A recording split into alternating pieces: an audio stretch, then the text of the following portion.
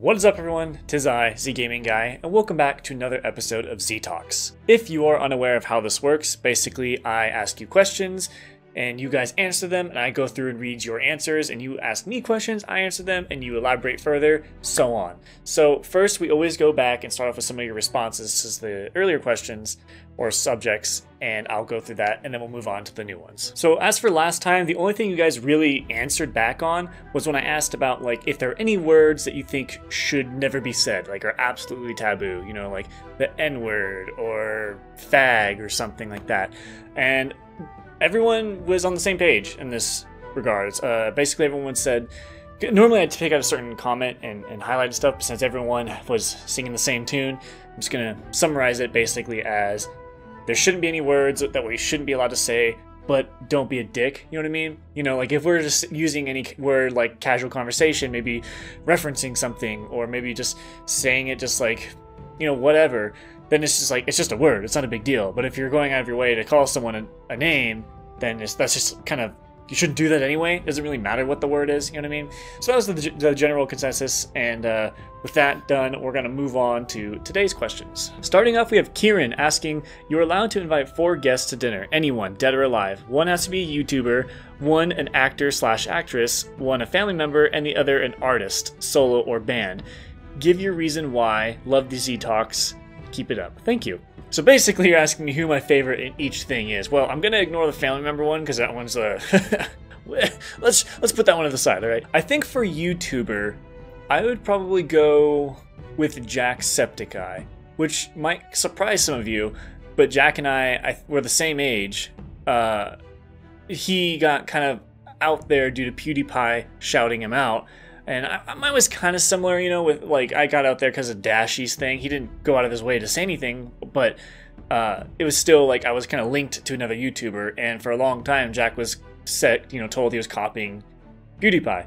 And I don't think they're at all similar, but people were saying it anyway, and it's similar to like Dashy and I.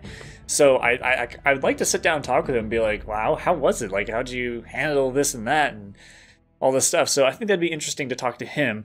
So he'd be my YouTuber choice. As for the actor/actress, I think it was close between like Ryan Reynolds. I think he'd be a cool person to talk with and hang out with. But even though this is in gaming, a gaming actor, I'd probably go with Troy Baker, honestly. And I wasn't really like I like Troy Baker as his like voice and everything. I like the characters he plays as. But recently I watched a video where he was reacting to a top 10 from Nolan North, and they were together and just watching it. I don't know if any of you had seen that. I definitely recommend checking it out. It's from that Watch Mojo. But after seeing him kind of what he's like his personality, I was like, man, this dude's actually pretty cool. Pretty cool to hang out with him. So I'd go with him as my actor. And then for the band, Ninja Sex Party. That'd be cool. That'd be awesome. Even though they're still technically a YouTuber as well, but I've been like kind of into their stuff recently, and I feel like they'd be more down to earth than some of the other ones. What about you guys? What are your answers to those ones? I'm very curious. There might be someone I just am just forgetting about right now, and someone might kind of bring it up. Next one is Youngblood saying, do you think it's always important to add new ideas to new games, even if it changes an already great established formula? I think yes, because you don't know what's great until you have it sometimes. I guess the Battle Royale genre could be considered that kind of deal. Or, you know, anytime you innovate and introduce a new maybe genre or idea, it booms and then everyone does it for a little bit. And I think that's good. It adds diversity to games. It adds potentially replay value. The only problem is if it's kind of like a scummy practice, like microtransactions. Like, obviously, I don't think that's very innovative, but depending on who you ask, it might be. Like, let's take, for example, the survival genre. This is something I've always thought about. So, in Subnautica, you crash an alien planet and you take place mostly underwater.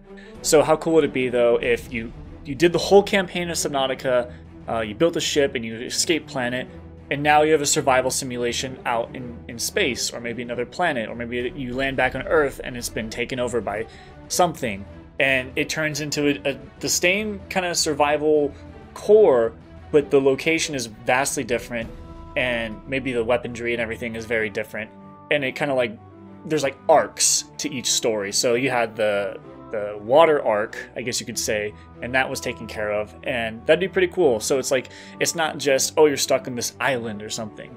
Like, sure, like you can be stuck on that island on that planet, but then something happens and causes you to go somewhere else. You know, like, it's an established formula for the survival series, but you can really mash a bunch of cool things together by doing something like that and making it an actual cool story to follow. So I feel like that would like step up the game on the genre, and that was a good thing. Next up, we have Aristides saying, do you think that technology as it advances will be mainly good? I've heard that people are trying to put a chip in their hand to open doors and do other things. I myself don't think I'll ever do that. I just don't feel comfortable, and I don't feel comfortable using my hand or face to open my phone. Don't judge me. Hey, I use my face to open my phone sometimes. I mean, I can't be bothered if I'm like eating something here and I have the phone, so I gotta, you know, use my face. Whatever, you guys don't understand. Do I think it's mainly good? Yeah, definitely. When you, I guess the only concern about something like a chip in the hand, like I don't mind it for the most part, but like it's either one, it's going to make it a lot harder for people to steal from you, or people just cut your fucking limbs off and use it like that, which would be awful. I'd rather just give them my wallet or something. But I honestly think it would reduce how much you could get stolen from, unless there's a way to hack into it and cause it to blow up in your hand or something. Like, I guess those kind of fears are always going to be there, since I don't understand like the technology behind it. You know what I mean? Like self-driving cars, like how do I know someone can't just hijack it and steer you towards their house and rob you? You know, we already know that people can like affect the brakes in automatic cars, so who knows? You know, that's the only concern. But I still think that when technology advances, that can only be a good thing, more often than not. So I don't really mind. The only like I said, like weird situations like that is what I would be worried about, and you know, the robot apocalypse. But I'm personally one of those people that I'm not too concerned about AI taking over. At least not yet. I guess we'll see in the future. But yeah. Good stuff. And last up we have Jake asking, you get to choose 3 superheroes or villains to help you fight Hulk, Superman, and the whole gang of Fantastic Four. Who do you choose? Can't pick the ones you're fighting. Oh, that's easy. Saitama from One Punch Man, and that's all I really need, honestly, since he's a gag character and he doesn't lose. But if I was to fill out the other ones, I'd probably choose Dr. Manhattan, because he's overpowered as fuck. He's basically a god. And maybe Doctor Strange, because Superman's weak to magic and Doctor Strange wields magic. So I'd probably go with that. And like I said, they could just sit in a side while Saitama does everything, but yeah, they can participate if they want. Okay, so that does it for your questions. Now it's time for me to ask you something, or bring up a topic and talk about it and stuff. But this today is actually a question. My question to you is, how do you feel when YouTubers collab? Is it different when it's your favorite YouTuber and someone you don't know, or a favorite YouTuber and then someone that you do know and you kind of like, or do you just not like it altogether? I'm kind of curious, because for me, when I subscribe to someone on YouTube, it's for them specifically. So even if it's something similar like Markiplier and Jacksepticeye, I don't really like watching them together, like as in when they collab, because they're themselves and they don't act the same when they're with someone else. And I'm sure a lot of us have noticed that with YouTubers. Even when they bring on a friend or something, they act a little different. And that's not always necessarily bad, but it's just, I don't know. I'm not the biggest fan of it. With that said, though, there are like the musician channels that I do love it when they collab. Like Eric Cauldron, I think is his name, 311 E-Rock.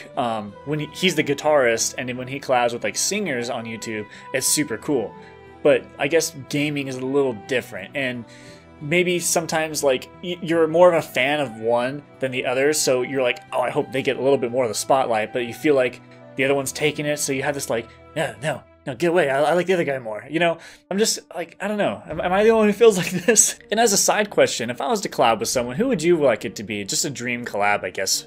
Like, I know a lot of you can say Dashi, but let's ignore Dashi and Ryu for now. Like, anyone outside of them, is there anyone that you'd be like, oh, that'd be cool to see a gaming guy collab with him? Or do you think, like, there'd be too many clashing personalities, like I was saying? Like, my personality is just too different from whoever's for that to really work out. I'm just kind of curious what you guys would say. I know what I would say. So yeah, that does it for this one. This was a pretty quick episode, but while I have you here, and I keep forgetting to talk about this, merch was another thing that I've been considering doing very heavily recently due to like the, missing out on the job. I figured, well, if I can get some merch going, maybe that's a good way to kind of get a little bit of income. And so my question to you related to that is, if I was to do any type of merch, what kind of like thing would you most want?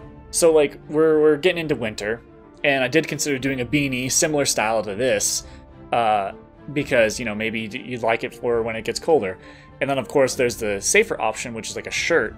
But I can't really think of much else other than like stupid things like keychains or whatever, but I don't really want to do that. And for all the female viewers, if I was to have something like this where it said Z Gaming Guy, would you want it changed to Z Gaming Gal or something? I mean, like that was something I was a little torn on too. I was like, I mean, that's kind of cool, but it's not the channel anymore. So yeah, I want to make sure I'm putting out something that you guys actually would like. I mean, I know there's those of you out there who will buy it just to help out, and I do appreciate it, but I want to make sure you're getting something that you actually would want to wear. You're like, oh, this is a cool design, like I'd wear this proudly. So yeah, I'm just kind of putting my feelers out there, seeing what you guys are thinking on like what type of apparel and what kind of design you're thinking, so that way we can kind of go from there. And for this Patreon supporters though, I'm looking at some of you who are putting over X amount of dollars in there, and I'm not sure what it is yet. I might have to figure out the pricing of everything, but I'm definitely just going to give you a apparel for free because you guys are awesome. Thank you for supporting and not really asking for anything in return. I do very much appreciate that. And I'm also looking at you guys who are pitching in $1, $5, whatever. I'm still trying to think of things that I can give to you guys that you're to show my appreciation, but it's hard to think of stuff. Anyway, that is everything for today. Hopefully you enjoyed the video. I might actually be returning to that horror game pretty soon because some of you guys got some tips, so that might be coming out in the next couple days. We'll see. Other than that though, hopefully you enjoyed the video, and I'll see you in the next one.